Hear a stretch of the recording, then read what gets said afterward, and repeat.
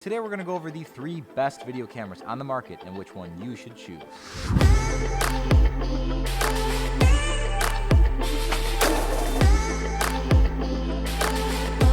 Starting on my left, we have the Panasonic Lumix GH5. In the middle here, we've got the Sony A7iii, and then right here we've got the Canon 1DX Mark II.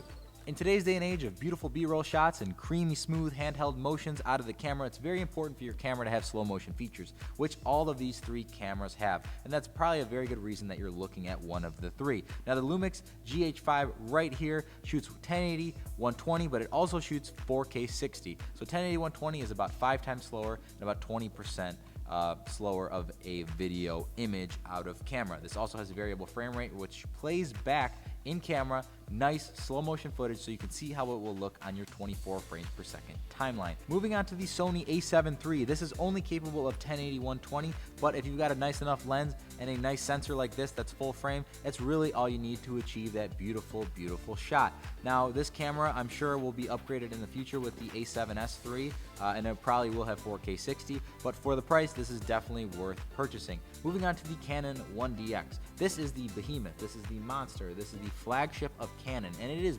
beautiful. It's heavy, it's got a huge battery, everything's expensive for this thing, and it was worth it because it shoots amazing stills and it shoots amazing video. As far as slow motion goes, it is capable of 120, of course, that 20% slower slow motion, but it also is capable of 4K 60, does not play back in camera, but it is capable of it and you can slow it down later in post-production. Opposed to the GH5 that has the 4K 60, but it lacks a full frame sensor. Now right here in the package you're going to get, like I said, an amazing video camera. The drawback of the GH5 is the fact that it doesn't shoot the best photos in the world. People argue, I just don't like it. I don't really like shooting photos on a mirrorless anyways, and that's part of the reason I have this and this, but I also wanted to kind of bring you guys a comparison from real world usage. So moving on here, you're gonna get great photos out of these Sonys and a very good lens lineup, opposed to the Panasonic, which it has a good lens lineup, but it's not the best. Full frame sensor makes this camera worth buying in and of itself, and it just makes for an amazing hybrid both photo and video camera. The 1DX is the best of everything for the fact that it's amazing, it's expensive, it's got a great sensor, it's got Canon's amazing color science, but it's, like I said, it's expensive. It's expensive to run. It runs off of CFast cards, which are like 5 times as much as SD cards.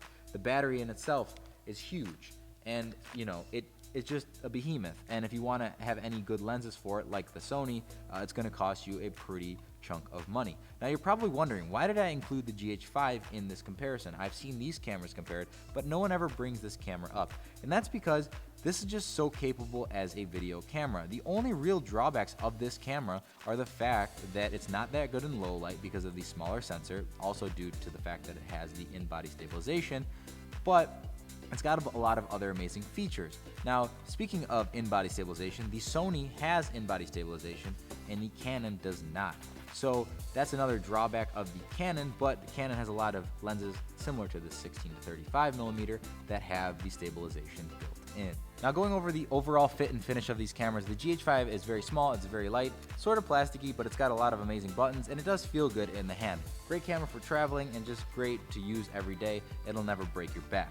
The A7iii, as you can see, it has a battery grip on it, so it's definitely a little bit bigger, but it helps to get those nice Instagram story type shots if you're looking to shoot video like that, or you know, you're a photographer and you like to take those vertical shots. Now, the overall build quality of Sony's has never been the best. It's very small in the hand, and without this grip, it kind of sucks because this lens is way bigger. The 24-70 2.8 G Master is way bigger than the camera, and it's just kind of ridiculous. But the Sony and the Panasonic are both very digital cameras in the sense that they're both made by tech companies who I feel like are tech companies first, and you know, camera companies like Canon second, which means that they're going to have very good technology inside, but the overall design and the fit and finish isn't going to be like an Apple. This is more of like a, Canon's more like the Apple, and these are like the guys who have very good technology, but it's kind of not 100%.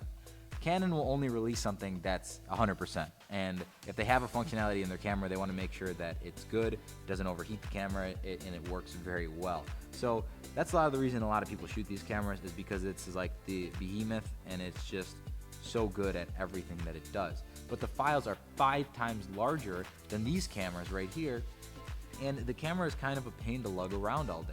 It's nice that it has the bigger battery, but you know, it's something to consider when getting into this. So what I would say is this lineup is great to look at just in general for the beginner or the professional, because it tells you, what do I need in a kit? Do you need to have a camera where you can shoot both photos and videos? And if that's the case and you're looking to spend it on a budget, get this camera, do not get this camera. And if you're looking to only shoot videos, whether that be for clients or brands or whoever that might be, or even family videos, I would personally go with the GH5.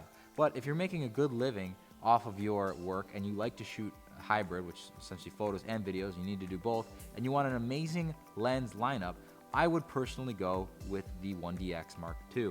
Now, overall, these cameras are all beautiful, and I will keep them all in my fleet just because I like them for different reasons. The Canon has amazing autofocus, and so does the Sony. The GH5 lacks an autofocus, but it makes it up in the other functionality. The GH5 also has a flip-out screen, that of which neither of these cameras have. The Sony has this tilt-out screen, which is good if you're shooting low, but it's nothing like a flip-out screen. And then the Canon is just sticking to what they know best, and they know it works, and it's just this screen, which is made up for in the fact that it's got amazing tracking on the autofocus. You could tap something, zoom, pull into it, push into it, and it'll track and keep focus, which is great. But it would be really nice if in the Mark III they release the flip-out screen like they have in the 6D Mark II and the 80D and a bunch of other cameras. Even like this T3i that I bought as my first camera way back in the day has a flip-out screen. So the fact that it's not on a 1DX is kind of interesting. But they're going to release a new model of this at the 2020 Olympics.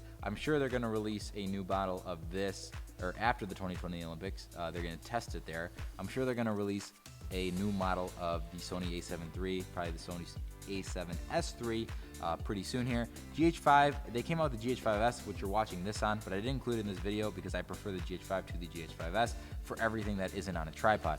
GH5S is a slightly better sensor, better in low light, but it doesn't have the in-body stabilization, which is a lot of the reason that I love the GH5, because we all want to see nice, stabilized shots. I don't care what you're shooting or what frame or whatever. If your shot isn't stable, unless you're shooting like paranormal activity, it's probably not going to look very good. So that's why this camera just looks so good. And when you use this lens paired with it, the 12-35, which is doubled on the micro four thirds sensor to a 24-70, it uses the dual native in-body stabilization with the lens stabilization. This is only on the V2 model, and it'll be linked below in my kit. All of this stuff will be linked below in my kit. And you can go over whether or not you should get one of these cameras. But don't break the bank. If you're not making money right now with photo and video, I would say decide what you need out of a camera, decide if you want to do both, and if you do, go with this. If you only want to do video, go with this. It can squeeze in the occasional photo if you need to.